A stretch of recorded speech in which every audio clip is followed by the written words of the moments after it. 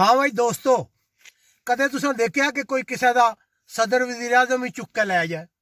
भाई जी ये काम हो गए। हुण मैं तुहानूं दसदा काम कित्थे पिया।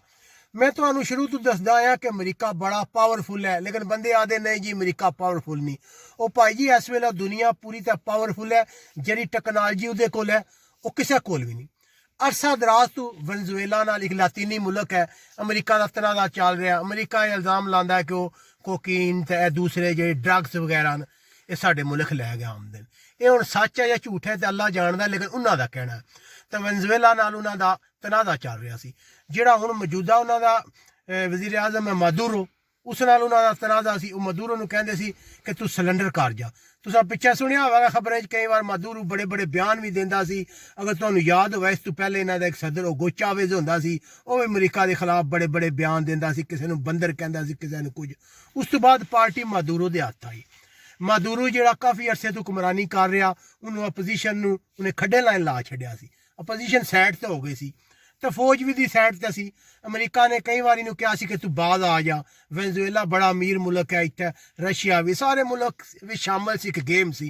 अमरीका वार वार इन्हें समझाता ही कि बाद आ ही नहीं रहिंदा। मादुरो जिहड़ा सी उन्होंने बड़ा भरोसा सी अपनी फौज ते कि असीं अमरीका नाल लड़ांगे।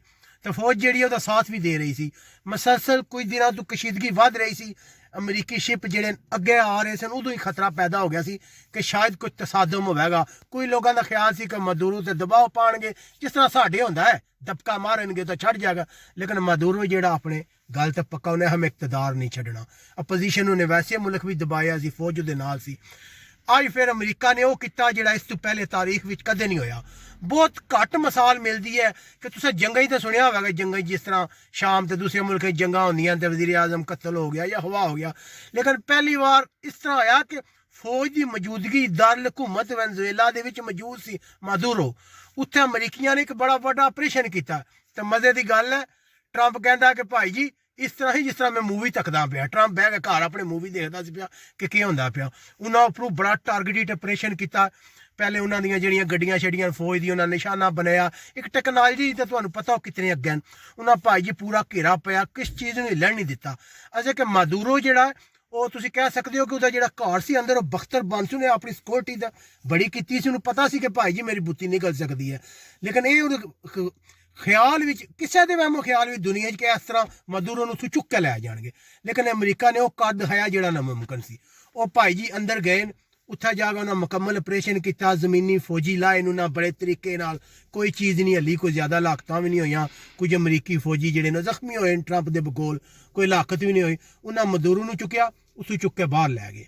हुण जिहड़ियां लेटेस्ट खबरां आ रही हैं, पहले तो यह सी कि शायद ये कोई अफवाह है कि अफवाह नहीं हो सकता, लेकिन हुण बकायदा तस्दीक हो गई है। अमरीका ने कहा कि उस ते फर्दे जुर्म भी आयद कर दी गई है। पहले उन्होंने कितने समुद्री बेड़े तो खड़िया ने, हुण उन्होंने हैलीकैप्टर ते लै के जा रहे हैं। वो जिहड़ा पिछे हुण नाल उहदी बुढ़ी जिहड़ी है उन्होंने भी नाल लै के जा रहे, दवा लै के जा रहे। उन्होंने तो फर्दे जुर्म लाणगे, मसलन कि वो जिहड़े बहुत ज़्यादा लोगों की लाकत की है, जी कोकीन वगैरह या जितनी ड्रग्स आती है अमरीका, वो फर्दे जुर्म तो उन्होंने उम्र कैद या इस तरह दी सजावां हो सकदियां।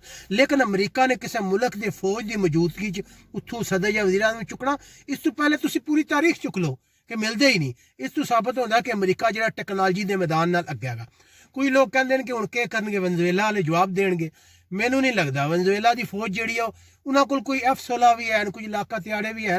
लेकिन तुहानूं पता है जंगां असले नाल नहीं लड़ियां जांदियां, हौसले नाल लड़ियां जांदियां। तो जंग जिहड़ी है इत्थे ही खत्म हो जाएगी तो मादुरो जिहड़ा उन्होंने लम्मी सज़ा हो जाएगी। इस तो क्या साबित होंदा? इस तो एक ही गल साबित हुई है कि इस वेले दुनिया च अगर कोई पावरफुल मुल्क है तो अमरीका। इस तरह दी मजीद खबरां तकने वास्ते अपने मेज़बान परवेज़ इकबाल नाल मौजूद रहो।